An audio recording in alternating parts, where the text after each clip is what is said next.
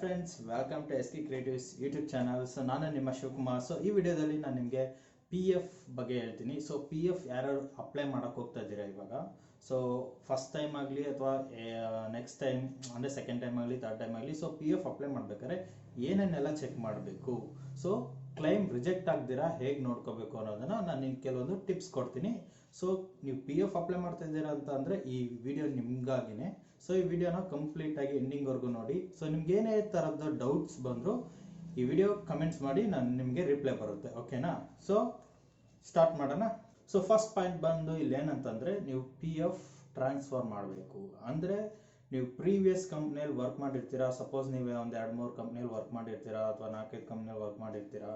So work ಮಾಡಿದಾಗ ನೀವು apply ಮಾಡಬೇಕಾದ್ರೆ ರೀಸೆಂಟ್ ಕಂಪ್ನಿ ಮಾತ್ರನೇ ಕನ್ಸಿಡರ್ ಮಾಡುತ್ತೆ. ಸೊ ನೀವು ಅಪ್ಲೈ ಮಾಡೋದಕ್ಕಿಂತ ಮುಂಚೆ ಕನ್ಫರ್ಮ್ ಮಾಡ್ಕೊಳ್ಳಿ ಒಂದ್ಸರಿ, previous company P F balance ಎಲ್ಲಾನು ಟ್ರಾನ್ಸ್ಫರ್ ಮಾಡಿದೆ ಅಂತ. ಒಂದೇ ಸತಿ ಒಂದು 2-3 ಕಂಪ್ನಿದು ಅಟ್ ಎ ಟೈಮ್ ಬೇಕಾದ್ರೆ ನೀವು ಟ್ರಾನ್ಸ್ಫರ್ ಮಾಡ್ಕೋಬಹುದು, ಇಲ್ಲ 1 by 1 ಆದರೂ ಮಾಡ್ಕೊಳ್ಳಿ. ಸೊ ಒಂದಿದ್ರು ಮಾಡ್ಕೋಬಹುದು. ಸೊ ಇದೇ ಥರನೇ. ಓಕೆನಾ? ಸೊ ನೆಕ್ಸ್ಟ್ ಏನಂತ ಅಂದರೆ, ಒಬ್ಬೊಬ್ರದ್ದು ಪ್ರೀವಿಯಸ್ ಕಂಪ್ನಿಲಿ ಟ್ರಸ್ಟ್ ಅಕೌಂಟ್ ಅಂತ ಇರುತ್ತೆ. ಸೊ ಟ್ರಸ್ಟ್ ಅಕೌಂಟ್ ಅಂತ ಅಂದರೆ ಏನಂದರೆ, ಸೊ ಪಿ ಎಫ್ ಬಂದು ನಿಮ್ಮ ಕಂಪ್ನಿ ಅಕೌಂಟಲ್ಲೇ ಇರುತ್ತೆ. ಸೊ ಪೆನ್ಷನ್ ಬಂದು ನಿಮ್ಮ ಇ ಪಿ ಎಫ್ ಗೌರ್ಮೆಂಟ್ ಆಫೀಸಲ್ಲಿ ಇರುತ್ತೆ. ಸೊ ಇದ್ರ ಬಗ್ಗೆ ಡೆಡಿಕೇಟೆಡ್ ವಿಡಿಯೋ ಮಾಡಿದ್ದೀನಿ. ಸೊ ಲಿಂಕ್ ಎಲ್ಲ ಡಿಸ್ಕ್ರಿಪ್ಷನ್ ಕೊಡ್ತೀನಿ, ನೋಡ್ಕೊಳ್ಳಿ. ಸೊ ಅಂಥವ್ರು ಟ್ರಾನ್ಸ್ಫರ್ ಮಾಡಬೇಕಾದ್ರೆ ಅನೆಕ್ಸ್ಚರ್ ಕೆ ಅಂತ ಬರುತ್ತೆ. ಸೊ ಆ ಫಾರ್ಮ್ನ ಫಿಲ್ ಮಾಡಿ ಸಬ್ಮಿಟ್ ಮಾಡಬೇಕಾಗುತ್ತೆ. ಓಕೆನಾ? ಸೊ ಇದೊಂದು ಪಾಯಿಂಟ್ ನೆನ್ಪಿಟ್ಕೊಳ್ಳಿ. ಸೊ ನೆಕ್ಸ್ಟ್ ಪಾಯಿಂಟ್ ಬಂದು ನಿಮ್ಮ ಬ್ಯಾಂಕ್ ಡೀಟೇಲ್ಸು. ಸೊ ಬ್ಯಾಂಕಲ್ಲಿ ನಿಮ್ಮ ಎಕ್ಸಾಕ್ಟ್ ನೇಮ್ ಮ್ಯಾಚ್ ಆಗಬೇಕು. ಆಮೇಲೆ IFSC ಕೋಡು, ಅಕೌಂಟ್ ನಂಬರು ಎಲ್ಲ ಕ್ಲಿಯರಾಗಿ ಕಾಣಿಸ್ಬೇಕು. ನೀವು ಅಪ್ಲೈ ಮಾಡಬೇಕಾದ್ರೆ ಸೊ ಕ್ಲಿಯರ್ ಆಗಿ ವಿಸಿಬಲ್ ಇರಬೇಕು. ನಿಮ್ಮ ಪಾಸ್ಬುಕ್ ಆಗಲಿ ಅಥವಾ ನಿಮ್ಮ ಚೆಕ್ ಬುಕ್ ಆಗಲಿ, ಸೊ ರೀಡಬಲ್. ನಿಮ್ಮ ಪ್ರೊಸೆಸ್ ಮಾಡೋರು EPF ಆಫೀಸರ್ಸು ಅವ್ರಿಗೆ ಕ್ಲಿಯರಾಗಿ ಕಾಣಿಸ್ಬೇಕು ನೀವು ಫೋಟೋ ಅಪ್ಲೋಡ್ ಮಾಡಿರೋದು. ಓಕೆನಾ? ಸೊ ಇನ್ ಕೇಸ್ ಅವ್ರ ಕೈಯಲ್ಲಿ ಒಂದು ಸ್ಪೆಲ್ಲಿಂಗ್, ಒಂದು ಅಕ್ಷರ ಕೂಡ ಓದೋಕ್ಕಾಗಲಿಲ್ಲ ಅಂತ ಅಂದರೆ, ಅವ್ರು ಡೌಟ್ ಬಂದು ಅಂದರೆ ಸಿಂಪಲಾಗಿ ರಿಜೆಕ್ಟ್ ಮಾಡ್ತಾರೆ. ಸೊ ಇದೊಂದು ಕರೆಕ್ಟಾಗಿ ನೋಡ್ಕೊಳ್ಳಿ. ಆಮೇಲೆ ಬ್ಯಾಂಕ್ ಅಕೌಂಟು ಅಪ್ಲೈ ಮಾಡೋದಕ್ಕಿಂತ ಮುಂಚೆ 1-2 ಸತಿ ಕನ್ಫರ್ಮ್ ಮಾಡ್ಕೊಳ್ಳಿ ಕರೆಕ್ಟಾಗಿ. ಬ್ಯಾಂಕ್ ಅಕೌಂಟ್ ನಂಬರು ಕರೆಕ್ಟಾಗಿ KYC ಎಲ್ಲ ಅಪ್ಡೇಟ್ ಮಾಡಿದ್ದೀರಾ, ಆಮೇಲೆ IFSC ಕೋಡ್ ಅಪ್ಡೇಟ್ ಮಾಡಿದ್ದೀರಾ, ಸೊ ಎಕ್ಸಾಕ್ಟಾಗಿ ಮ್ಯಾಚ್ ಆಗ್ತಿದೆಯಾ, ಆಮೇಲೆ ನೇಮು ಕರೆಕ್ಟಾಗಿ ನೇಮ್ ಮ್ಯಾಚ್ ಆಗ್ತಾ ಇದೆಯಾ, ಮೇಯ್ನ್ ಅದೇ important. So single spelling, space ಅಥವಾ ಡಾಟ್ ಎಲ್ಲನೂ ಮ್ಯಾಟರ್ ಆಗುತ್ತೆ ಇದರಲ್ಲಿ. ಸೊ ನಿಮ್ಮ ಯೂನ್ ಅಕೌಂಟಲ್ಲಿ ಒಂಥರ ಇರುತ್ತೆ, ನಿಮ್ಮ ಬ್ಯಾಂಕ್ ಅಕೌಂಟಲ್ಲಿ ಒಂಥರ ಇರುತ್ತೆ. ಅವಾಗೇನಾಗುತ್ತೆ ಅಂದರೆ ನಿಮ್ಮ ರಿಜೆಕ್ಟ್ ಆಗೋ ಚಾನ್ಸಸ್ ಇರುತ್ತೆ. ಸೊ ರಿಜೆಕ್ಟ್ ಆದರೆ ಮತ್ತೆ ಅಪ್ಲೈ ಮಾಡ್ಬೋದು, ಅದೊಂಥರ ಈಸಿ. ಓಕೆ, ಬಟ್ ಕೆಲವೊಂದು ಸತಿ ಏನಾಗುತ್ತೆ ಅಂತಂದರೆ, ನೀವು ಅಪ್ಲೈ ಮಾಡಿ ಸೊ ಅದು ಅಪ್ರೂವ್ ಆಗಿಬಿಡುತ್ತೆ. ಅಪ್ರೂವ್ ಆದಮೇಲೆ ಬ್ಯಾಂಕ್ಗೆ ಹೋದಾಗ ಅಲ್ಲೇನಾಗುತ್ತೆ, ನೇಮ್ ಮಿಸ್ ಮ್ಯಾಚ್ ಅಂತ ರಿಟರ್ನ್ ಆಗುತ್ತೆ. ಸೊ ಅವಾಗ ತುಂಬ ಪ್ರಾಬ್ಲಮ್ ಆಗುತ್ತೆ. ಸೊ ಅವಾಗ ಮತ್ತೆ ನೀವು ನಿಮ್ಮ PF ಆಫೀಸ್ ಹತ್ರ ಹೋಗಬೇಕು. ಸೊ ಅಲ್ಲಿ ರಿಯಾಥರೈಸೇಷನ್ ಫಾರ್ಮು, ESA ಫಾರ್ಮು, ಬೇರೆ ಬೇರೆ ಫಾರ್ಮ್ಸ್ ಎಲ್ಲ ಇರ್ತವೆ, ಅದೆಲ್ಲ ಫಿಲ್ ಮಾಡಿ ಕೊಡಬೇಕಾಗುತ್ತೆ. ಸುಮ್ಮನೆ ತಲೆನೋವು. ಸೊ ಹತ್ರ ಇದ್ದವರು ರಿಸ್ಕ್ ತಗೊಳ್ಳಿ. ಸೊ ನೀವು ಚೆಕ್ ಮಾಡ್ತೀರಾ ಅಪ್ಲೈ ಮಾಡಿದ್ರು ನೋ ವರಿ, ನೀವು ಸುತ್ತಾಡಿ ಹೆಂಗೋ ಮಾಡ್ಕೋಬೋದು. ಬಟ್ ಇನ್ ಕೇಸ್ ಟ್ರಾವೆಲ್ ಮಾಡೋಕ್ಕಾಗಲಿಲ್ಲ ಅಂತಂದರೆ, ನಿಮ್ಮ PF ಆಫೀಸ್ಗೆ ತುಂಬ ದೂರ ಇತ್ತು ಅಂದರೆ, ಅಂಥವ್ರು ಮಾತ್ರ ಕೇರ್ಫುಲ್ಲಾಗಿ ಎಲ್ಲ ಡೀಟೇಲ್ಸ್ ಚೆಕ್ ಮಾಡಿ ಕರೆಕ್ಟಾಗಿ ಅಪ್ಲೈ ಮಾಡಿ. ಸೊ ಅಂಥವ್ರು ಮಾತ್ರನೇ ಈ ವಿಡಿಯೋ ಸೊ ಕಂಪ್ಲೀಟಾಗಿ ನೋಡ್ಕೊಳ್ಳಿ. ನಿಮ್ಮ PF ಆಫೀಸ್ ದೂರ ಇತ್ತು ಅಂದರೆ ಈ ವಿಡಿಯೋ ಫುಲ್ಲು ಕಂಪ್ಲೀಟಾಗಿ ನೋಡಿ, ಅರ್ಥ ಮಾಡಿಕೊಂಡು ಎಲ್ಲ ಚೆಕ್ ಮಾಡಿಕೊಂಡು ಆಮೇಲೆ ಅಪ್ಲೈ ಮಾಡಿ. ನಿಮ್ಮ ನೇಮೇ ಅಂತಲ್ಲ, ಫಾದರ್ ನೇಮ್ ಕೂಡ ಕರೆಕ್ಟಾಗಿ ಮ್ಯಾಚ್ ಆಗಬೇಕು, ಸ್ಪೆಲ್ಲಿಂಗ್ ಎಲ್ಲ ಕರೆಕ್ಟಾಗಿರಬೇಕು. ಓಕೆನಾ? ಸೊ ಹೆಂಗೆ ಅಂತಂದರೆ, ನೀವು ಅಪ್ಲೋಡ್ ಮಾಡಿರೋ KYC ಸಪೋಸ್ ಅದರಲ್ಲಿ, ಆಮೇಲೆ ಯೂನ್ ಅಕೌಂಟಲ್ಲಿ ಫಾದರ್ ನೇಮು ಕರೆಕ್ಟಾಗಿ ಮ್ಯಾಚ್ ಆಗಬೇಕು. ಸೊ ಅಂಥದ್ದು ತುಂಬ ಕೇಸಸ್ ನಾನು ನೋಡಿದ್ದೀನಿ. ಸೊ ಅದು ರಿಜೆಕ್ಟ್ ಆಗೋ ಚಾನ್ಸಸ್ ತುಂಬ ಇರುತ್ತೆ. ಸೊ ನೆಕ್ಸ್ಟ್ ಬಂದು ಪ್ಯಾನ್ ಕಾರ್ಡ್ ಅಪ್ಡೇಟ್ ಆಗ್ತಿರಲ್ಲ ತುಂಬ ಜನಕ್ಕೆ. ಸೊ ಅಂಥದ್ದನ್ನ ವಿಡಿಯೋ ಸಪ್ರೇಟಾಗಿ ಮಾಡಿದ್ದೀನಿ, ಡಿಸ್ಕ್ರಿಪ್ಷನ್ ಕೊಟ್ಟಿದ್ದೀನಿ. ಅದು ಯಾಕೆ ಅಪ್ಡೇಟ್ ಆಗ್ತಿಲ್ಲ ಏನು ಕಂಪ್ಲೀಟ್ ಡೀಟೇಲ್ಸ್ ಕೊಟ್ಟಿದ್ದೀನಿ. ಸೊ ಇನ್ ಕೇಸ್ ಯಾರಿಗಾದ್ರೂ ಪ್ಯಾನ್ ಕಾರ್ಡ್ ಅಪ್ಡೇಟ್ ಆಗಲಿಲ್ಲ ಅಂತ ಅಂದರೆ, ಅಂಥವ್ರಿಗೆ ಅಪ್ಡೇಟ್ ಆದವ್ರಿಗೆ ಪ್ರಾಬ್ಲಮ್ ಇರಲ್ಲ. ಫಾರ್ಮ್ 15G ಅಪ್ಲೋಡ್ ಮಾಡಿ. So without PAN card 34% up to 34% tax deduct ಆಗುತ್ತೆ. In case PAN card update ಮಾಡಿ ಸರ್ ಫಾರ್ಮ್ 15G ಅಪ್ಲೋಡ್ ಮಾಡಲೇಬೇಕಾ ಅಂತ ಈ ಥರ ಎಲ್ಲ ಡೌಟ್ಸ್ ಎಲ್ಲ ಕೇಳ್ತಾರೆ. ಸೊ ಅಪ್ಲೋಡ್ ಮಾಡಲೇಬೇಕು, ಅಪ್ಲೋಡ್ ಮಾಡಲಿಲ್ಲ ಅಂದರೆ 10% ಡಿಡಕ್ಟ್ ಆಗುತ್ತೆ. So without pan 34%, PAN update ಮಾಡಿ ಫಾರ್ಮ್ 15G ಅಪ್ಲೋಡ್ ಮಾಡಲಿಲ್ಲ ಅಂದರೆ 10% ಡಿಡಕ್ಟ್ ಆಗುತ್ತೆ. So PAN card form 15G ಎಲ್ಲ ಅಪ್ಲೋಡ್ ಮಾಡಿದ್ಮೇಲೆ ನಿಮಗೆ 0 ಟ್ಯಾಕ್ಸ್ ಡಿಡಕ್ಷನ್ ಇರುತ್ತೆ. ಓಕೆನಾ? ಕೆಲವೊಂದು PF ಆಫೀಸಲ್ಲಿ ಎಲ್ಲ ಕರೆಕ್ಟಾಗಿದ್ರು ಬಿಲೋ 50,000 ಇದ್ರೂ ಟ್ಯಾಕ್ಸ್ ಕಟ್ ಮಾಡ್ತಾರೆ. ಅದೇಂತಕ್ಕೆ ಮಾಡ್ತಾರೆ ಅಂತ ಗೊತ್ತಿಲ್ಲ ಇದುವರೆಗೂ. ಸರಿಯಾಗಿ ಯಾರು ಪ್ರಾಪರಾಗಿ ರಿಪ್ಲೈನೇ ಮಾಡಲ್ಲ ಈ PF ಆಫೀಸಲ್ಲಿ. ಸೊ ಇನ್ಕಮ್ ಟ್ಯಾಕ್ಸ್ ರಿಟರ್ನ್ ಥರ ಫೈಲ್ ಮಾಡೋಕ್ಕೂ ಆಗಲ್ಲ. ಸೊ ಒನ್ಸ್ ಕಟ್ ಆಯಿತು ಅಂದರೆ ಅಷ್ಟೇ, ಅದು ದುಡ್ಡು ನಮ್ಗೆ ಬರೋದೇ ಇಲ್ಲ. ಓಕೆನಾ? ಸೊ ಕೇರ್ಫುಲ್ಲಾಗಿ ಎಲ್ಲನೂ ಸೇಫ್ಟಿಯಾಗಿ, ಕಮ್ಮಿ ಅಮೌಂಟ್ ಇದ್ರು 10,000 20,000 ಇದ್ರೂ ಅಂಥವ್ರು ಕೂಡ ಸೊ ಅಪ್ಲೋಡ್ ಮಾಡಿ. ಓಕೆನಾ? ಫಾರ್ಮ್ 15G ಏನೇ ಬರ್ತೀನಿ ನೋಡಿ.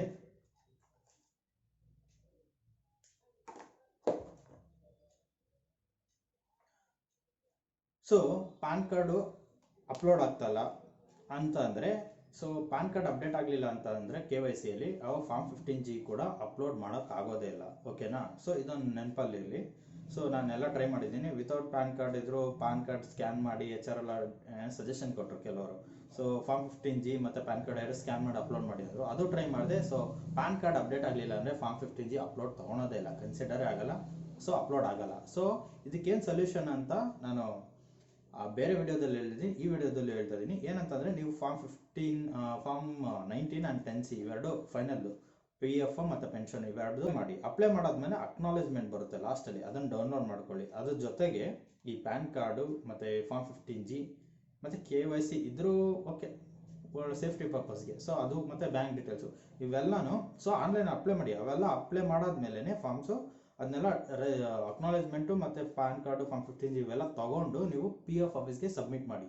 ಸೊ ಯಾರಿಗೆ ಪ್ಯಾನ್ ಕಾರ್ಡ್ ಅಪ್ಡೇಟ್ ಆಗ್ತಿಲ್ಲ ಅಂಥವ್ರಿಗೆ ಮಾತ್ರ ಹೇಳ್ತಾ ಇರೋದು ನಾನು. ಸೊ ಅಪ್ಡೇಟ್ ಆದರೆ ಅಂಥವ್ರ ಪ್ರಾಬ್ಲಮ್ ಇಲ್ಲ, ಎಲ್ಲ ಆನ್ಲೈನಲ್ಲೇ ಮಾಡಿ ಅಷ್ಟೇ, ಇನ್ನೇನು PF ಆಫೀಸ್ ಹತ್ರ ಹೋಗೋ ಅವಶ್ಯಕತೆ ಇರಲ್ಲ. ಓಕೆನಾ? ಸೊ ಅಪ್ಡೇಟ್ ಆಗಲಿಲ್ಲ ಅಂತಂದರೆ ಅಂಥವ್ರು ಮಾತ್ರ ಸೊ PF ಆಫೀಸ್ ಹತ್ರ ಸಬ್ಮಿಟ್ ಮಾಡಬೇಕು. ಇನ್ ಕೇಸ್ ದೂರ ಇತ್ತು ಅಂದರೆ ಏನು ಮಾಡೋದು ಅಂತ ಕೇಳಿದ್ರೆ, ಸೊ ಇಂಡಿಯನ್ ಪೋಸ್ಟ್ ಆಫೀಸ್ ಮುಖಾಂತರ ಸ್ಪೀಡ್ ಪೋಸ್ಟಲ್ಲಿ ಕಳಿಸಿ. ಸೊ ಅವತ್ತೇ ನೀವು ಅಪ್ಲೈ ಮಾಡಿದ ದಿನನೇ ಕಳಿಸ್ಬಿಡಿ. ಇನ್ ಕೇಸ್ ಇವತ್ತು ಸಾಯಂಕಾಲ ಅಪ್ಲೈ ಮಾಡಿದ್ದೀರಾ ಅಂತ ಅಂದರೆ, ಸೊ ಅವಾಗ ಏನಾಗುತ್ತೆ, ನೆಕ್ಸ್ಟ್ ಮಾರ್ನಿಂಗೇ ನೀವು ಕಳಿಸಿ. ಓಕೆನಾ? ಇಂಡಿಯನ್ ಪೋಸ್ಟ್ ಆಫೀಸ್ ಮುಖಾಂತರ ಕಳಿಸಿ, ಪ್ರೈವೇಟ್ ಕೊರಿಯರಲ್ಲೆಲ್ಲ ಕಳಿಸ್ಬೇಡಿ. ಸೊ ಅದು ಒಬ್ಬೊಬ್ರದ್ದು ಇದೇ ಥರ ಇರುತ್ತೆ. PF ಆಫೀಸ್ ಇಂಡಿಯನ್ ಪೋಸ್ಟ್ ಆಫೀಸಿಂದ ಬಂದ್ರೇ ನಾವು ಕನ್ಸಿಡರ್ ಮಾಡೋದು, ಈ ಥರ ಎಲ್ಲ ಇರುತ್ತೆ. ಸೊ ಅದಕ್ಕೋಸ್ಕರ ಗೌರ್ಮೆಂಟ್ ಇಂಡಿಯನ್ ಪೋಸ್ಟ್ ಆಫೀಸ್ ಇದೆಯಲ್ಲ ಅದ್ರ ಮುಖಾಂತರನೇ ಕಳಿಸಿ. ಸೊ ಹಾರ್ಡ್ ಕಾಪೀಸ್ ಕಳಿಸ್ಬೇಕಾಗುತ್ತೆ. ನೆಕ್ಸ್ಟ್ ಏನಂತ ಅಂದರೆ, ನಿಮಗೆ ಟ್ರಸ್ಟ್ ಅಕೌಂಟ್ ಬಗ್ಗೆ ಸ್ಟಾರ್ಟಿಂಗಲ್ಲಿ ಹೇಳಿದೆ. ಸೊ PF ಬಂದು ನಿಮ್ಮ ಕಂಪನಿಯಲ್ಲಿರುತ್ತೆ. ಟ್ರಸ್ಟ್ ಅಕೌಂಟ್ ಪ್ರೈವೇಟ್ ಅಕೌಂಟ್, ಅದು ಕಂಪನಿಯಲ್ಲೇ ಇರುತ್ತೆ PF ದುಡ್ಡು. ಸೊ ಪೆನ್ಷನ್ ದುಡ್ಡು ಅನ್ನೋದು ಗೌರ್ಮೆಂಟ್ PF ಆಫೀಸಲ್ಲಿ ಇರುತ್ತೆ. ಸೊ ಇಂಥ ಟೈಮಲ್ಲಿ ಎರಡನ್ನೂ ವಿತ್ಡ್ರಾ ಮಾಡ್ಕೋಬೇಕು ನೀವು. ಅವಾಗ ಏನು ಮಾಡಬೇಕು ಅಂದರೆ, ಫಸ್ಟ್ ಫಾರ್ಮ್ 19 ಫಿಲ್ ಮಾಡಿ.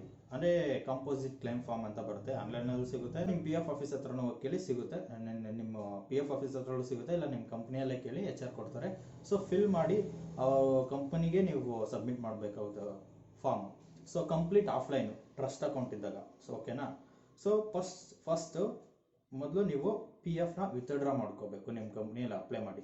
ವಿತ್ಡ್ರಾ ಆದಮೇಲೆ ನೆಕ್ಸ್ಟ್ ಅಥವಾ ಅದೇ ಟೈಮಲ್ಲಿ ಅವ್ರು ಕೇಳ್ತಾರೆ, ಒಬ್ಬೊಬ್ಬರು ಏಕ್ದಮ್ಮಾಗಿ 2 ಕಾಪಿ ಕೊಡಿ ಅಂತ ಕೇಳ್ತಾರೆ. ಯಾಕಂತಂದರೆ ಒಂದು PFಗೆ ಕನ್ಸಿಡರ್ ಮತ್ತು ಇನ್ನೊಂದು ಸೀಲು ಸೈನ್ ಹಾಕಿ, ಸೊ 2 ಫಾರ್ಮ್ನ ಫಿಲ್ ಮಾಡಿ ನೀವು ಕೊಡಬೇಕಾಗುತ್ತೆ. ಸೊ ಫಸ್ಟ್ ಕಾಪಿ ಬಂದು ನಿಮ್ಮ PFಗೆ ಕನ್ಸಿಡರ್ ಮಾಡ್ತಾರೆ. ಸೊ ಅದು ಅಮೌಂಟು ನಿಮಗೆ ಬಂದ ಮೇಲೆ ನೆಕ್ಸ್ಟ್ ನೀವು ನಿಮ್ಮ ಕಂಪ್ನಿ ಹತ್ರನೇ ಹೋಗಿ ಕೇಳಿ, ಪೆನ್ಷನ್ದು ಫಾರ್ಮ್ ಕೊಟ್ಟಿದ್ದೆನಲ್ಲ ಆ ಕಾಪಿ ಕೊಡಿ ಅಂತ. ಇಲ್ಲ ಅಂತಂದರೆ ಹೊಸದಾಗಿ ಫಿಲ್ ಮಾಡಿ ಮತ್ತೆ ಕೊಡಿ, ಸೀಲು ಸಿಗ್ನೇಚರ್ ತೊಗೊಂಡು ನೀವು PF ವಿತ್ಡ್ರಾ ಆದಮೇಲೆ ಅಮೌಂಟ್ ಬಂದಮೇಲೆ ನೆಕ್ಸ್ಟು ಆ ಫಾರ್ಮ್ ತೊಗೊಂಡು ಅಲ್ಲಿ ಕಾಂಪೋಸಿಟ್ ಕ್ಲೇಮ್ ಫಾರ್ಮಲ್ಲಿ ಟಿಕ್ ಮಾಡಬೇಕು ಪೆನ್ಷನ್ ಅಂತ. ಸೊ ಅದನ್ನು ಏನು ಮಾಡಬೇಕು ಅಂದರೆ, ನಿಮ್ಮ EPF ಗೌರ್ಮೆಂಟ್ PF ಆಫೀಸ್ ಹತ್ರ ಹೋಗಿ ಅಲ್ಲಿ ಸಬ್ಮಿಟ್ ಮಾಡಬೇಕು. ಸೊ ಹಾರ್ಡ್ ಕಾಪಿ ಈಗಲೂ ತೊಗೊತಾರೆ, ಎಲ್ಲ ಟೈಮಲ್ಲೂ ತೊಗೊತಾರೆ, ಟ್ರಸ್ಟ್ ಅಕೌಂಟ್ ಇರೋರು ಮಾತ್ರನೇ. ಓಕೆನಾ? ಸೊ ಅವ್ರಿಗೂ ಆನ್ಲೈನಲ್ಲಿ ಆಪ್ಷನ್ನೇ ಇಲ್ಲ. ಸೊ ಆನ್ಲೈನ್ ಅಪ್ಲೈ ಮಾಡೋಕ್ಕಲ್ಲ ಅಂಥವ್ರು ಮಾತ್ರ. ಸೊ ಆ PF ಆಫೀಸ್ಗೆ ಹೋಗಿ ಅಪ್ಲೈ ಮಾಡಿ ನಿಮ್ಮ ಪೆನ್ಷನ್ ಅಮೌಂಟ್ನ ವಿತ್ಡ್ರಾ ಮಾಡ್ಕೊ. ನೆಕ್ಸ್ಟ್ ಪಾಯಿಂಟ್ ಏನಂತಂದರೆ, ಈಗ ರೀಸೆಂಟಾಗಿ ನೀವು ನೋಡಿರ್ಬೋದು, ಸೊ COVID-19 ಇದೇನಾಗುತ್ತೆ, ಹೊಸ ಆಪ್ಷನ್ ಬಿಟ್ಟಿದ್ದಾರೆ, ಔಟ್ಬ್ರೇಕ್ ಪ್ಯಾಂಡಮಿಕ್ COVID-19 ಅಂತ ಕೊಟ್ಟಿದ್ದಾರೆ. ಸೊ ಈ ರೀಸನ್ ಅಪ್ಲೈ ಮಾಡಿ ನೀವು PFನ ವಿತ್ಡ್ರಾ ಮಾಡ್ಕೋಬೋದು. ಅಂದರೆ ಅಪ್ ಟು 75% ಅಂತ ಹೇಳ್ತಿದ್ದಾರೆ, ಬಟ್ ಅಪ್ ಟು ಅಲ್ಲೇ ಅರ್ಥ ಮಾಡ್ಕೊಳ್ಳಿ, ಅಲ್ಲಿವರೆಗೂ ಅಂತ. ನೀವು ಎಕ್ಸಾಕ್ಟಾಗಿ 75% ಬರುತ್ತೆ ಅಂತ ಯಾವುದೇ ಕಾರಣಕ್ಕೂ ಅನ್ಕೋಬೇಡಿ. ಸಪೋಸ್ ನಿಮ್ಮದು 1 lakh ಇರುತ್ತೆ ಅಂದ್ಕೊಳ್ಳಿ, 75,000 ಬರೋಲ್ಲ. ಸೊ ಅದರಲ್ಲಿ ರೂಲ್ಸ್ ಇರುತ್ತೆ ಅವ್ರ ಹತ್ರ, ಕೆಲವೊಂದು rule. So up to 75% or so 3 months wages ಅಂತ ಇರುತ್ತೆ. ಈ ವೇಜಸ್ ಅಂದರೆ ನಿಮ್ಮ ಸ್ಟಾರ್ಟಿಂಗು ನಿಮ್ಮ ಬೇಸಿಕ್ ಸ್ಯಾಲ್ರಿ ಸ್ಲಿಪ್ಪಲ್ಲಿ ನೋಡ್ಕೊಳ್ಳಿ, basic salary plus DNS allowances ಅಂತ ಇರುತ್ತೆ. ಸೊ ಇದನ್ನು ಇಂಟು 3 months ಮಾಡ್ಕೊಳ್ಳಿ. ಸೊ ಅದೆಷ್ಟಾಗುತ್ತೆ ಅಷ್ಟು ಬರುತ್ತೆ. ಇಲ್ಲ ಅಂತಂದರೆ ನಿಮ್ಮ ಕಾಂಟ್ರಿಬ್ಯೂಷನು. ಓಕೆನಾ? ಸಪೋಸ್ ನಿಮ್ಮ ಕಾಂಟ್ರಿಬ್ಯೂಷನ್ ನಿಮ್ಮ ಬೇಸಿಕ್ ಸ್ಯಾಲ್ರಿ ಜಾಸ್ತಿ ಇರುತ್ತೆ, ಸೊ ನಿಮ್ಮ ಕಾಂಟ್ರಿಬ್ಯೂಷನ್ ಕಮ್ಮಿ ಇರುತ್ತೆ, 10,000 ಇರುತ್ತೆ ಅಂದ್ಕೊಳ್ಳಿ. ಅವಾಗ ಏನಾಗುತ್ತೆ, ಸೊ ಈ ಮೂರನ್ನು ತೊಗೊಂಡು ಯಾವುದು ಕಡಿಮೆ ಇರುತ್ತೋ ಲೀಸ್ಟ್ ಅಮೌಂಟು ಅದನ್ನು ಮಾತ್ರ ಅಪ್ರೂವ್ ಮಾಡ್ತಾರೆ. ಸೊ ಜಾಸ್ತಿ ಬರುತ್ತಂತ ಯಾರು ಕನ್ಸ್ಕೊಂಡ್ಬೇಡಿ. ಸೊ ಇದಕ್ಕಿಂತ ಬೆಟರ್ ರೀಸನ್ಸ್ ಏನಂತಂದರೆ, ಈ ರೀಸನ್ಗಿಂತ ಈ ಔಟ್ಬ್ರೇಕ್ ಪ್ಯಾಂಡಮಿಕ್ಕಿಂತ ನಿಮಗೆ ಬೆಟರ್ ರೀಸನ್ ಇಲ್ನೆಸ್ ಬರುತ್ತೆ, ಎಜುಕೇಷನ್ ಬರುತ್ತೆ, ಮ್ಯಾರೇಜ್ ಬರುತ್ತೆ. ಸೊ ಇದರಲ್ಲಿ ಡಬಲ್ ಅಮೌಂಟ್ ಬರುತ್ತೆ, ಇದಕ್ಕಿಂತ ಅದು ಜಾಸ್ತಿ ಬರುತ್ತೆ. ಓಕೆನಾ? ಸೊ ಅದಕ್ಕೆ ಪ್ರಿಫರ್ ಮಾಡಿ. ಸೊ ಈ ರೀಸನ್ ಇಲ್ಲದೆ ಇರೋದು. ಓಕೆನಾ? ಸೊ ಅದಕ್ಕೆ ಟ್ರೈ ಮಾಡಿ. ಇನ್ ಕೇಸ್ ಅದಾಗಲಿಲ್ಲ ಅಂದರೆ ಅವಾಗ ಬೇಕಾದ್ರೆ ಇದನ್ನು ಅಪ್ಲೈ ಮಾಡಿ. ಸೊ ನನ್ನ ಪ್ರಕಾರ ಹೇಳೋದಾದರೆ ಅಪ್ಲೈ ಮಾಡೋಕ್ಕೋಗ್ಬಿಡಿ, ತುಂಬ ಕಡಿಮೆ ಅಮೌಂಟ್ ಬರುತ್ತೆ. ಅಂಥ ಸಿಚುವೇಶನ್ ಬಂದು ಬೇರೆ ಯಾರ ಹತ್ರ ತೊಗೋಬೋದು, ನಿಮ್ಮ ಫ್ರೆಂಡ್ಸ್ ಅವ್ರವ್ರ ಹತ್ರ. ಸೊ ಎಲ್ಲೂ ಆಗಲಿಲ್ಲ, ನಂಗೆ ಬೇಕೇ ಬೇಕು ಅಂತಾನೆ ಅಪ್ಲೈ ಮಾಡ್ಕೊಳ್ಳಿ, ತುಂಬ ಕಮ್ಮಿ ಅಮೌಂಟ್ ಬರುತ್ತೆ, ವೇಸ್ಟು.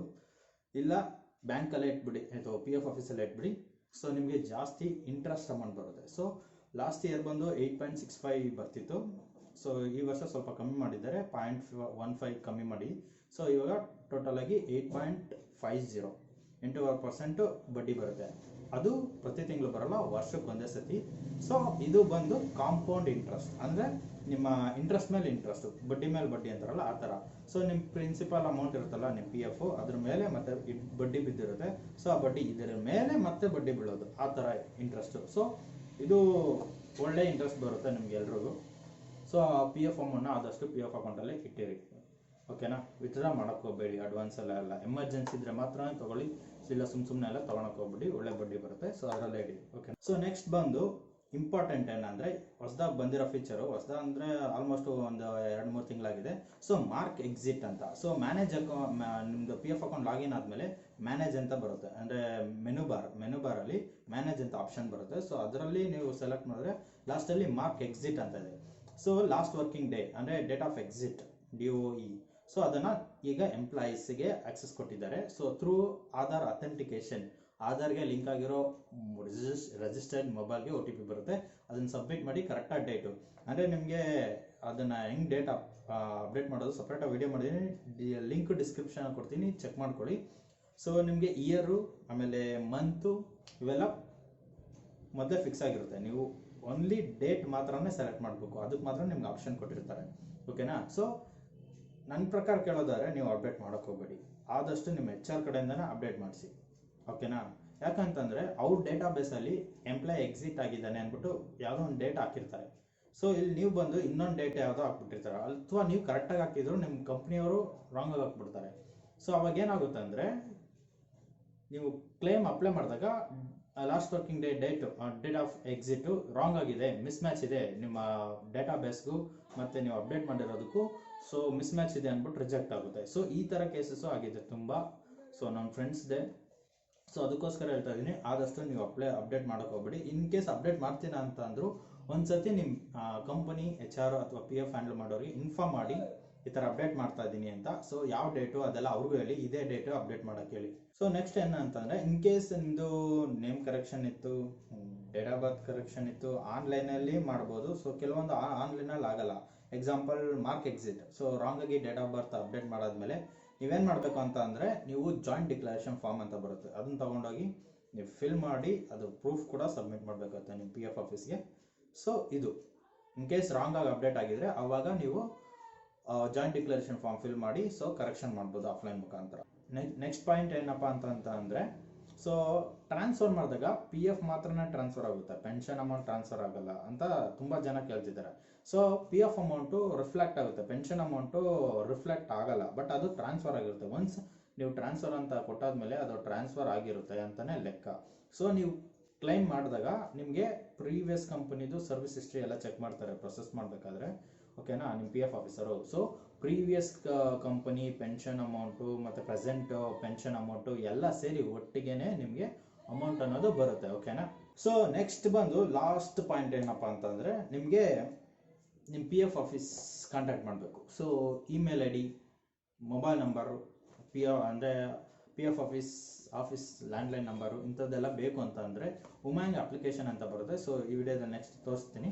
ಸೊ ಅದರಲ್ಲಿ ನಿಮಗೆ ನಿಮ್ಮ PF ಆಫೀಸ್ ಅಡ್ರೆಸ್ಸು, ಆಮೇಲೆ ಫೋನ್ ನಂಬರು, ಇಮೇಲ್ ID ಎಲ್ಲ ಇರುತ್ತೆ. ನಿಮ್ಗೆ ಏನೇ ಪ್ರಾಬ್ಲಮ್ ಇದ್ದರೂ ಇಮೇಲ್ ಮಾಡಿ ಅವರು ರಿಪ್ಲೈ ಮಾಡ್ತಾರೆ, ಓಕೆನಾ. ಸೊ ಅಷ್ಟೇ ವಿಡಿಯೋ. ನಿಮಗೆ ಈ ವಿಡಿಯೋ ಇಷ್ಟ ಆಗಿದೆ ಅನ್ಕೊತೀನಿ, ಯೂಸ್ಫುಲ್ ಆಗಿದೆ ಅನ್ಕೊತೀನಿ. ಸೊ ಇನ್ ಕೇಸ್ ಈ ವಿಡಿಯೋ ನಿಮಗೆ ಯೂಸ್ಫುಲ್ ಆಗಿದ್ರೆ ಲೈಕ್ ಮಾಡಿ, ಶೇರ್ ಮಾಡಿ, ನಿಮ್ಮ ಬೇರೆ ಫ್ರೆಂಡ್ಸ್ಗೂ ತಿಳ್ಕೊಂಡು.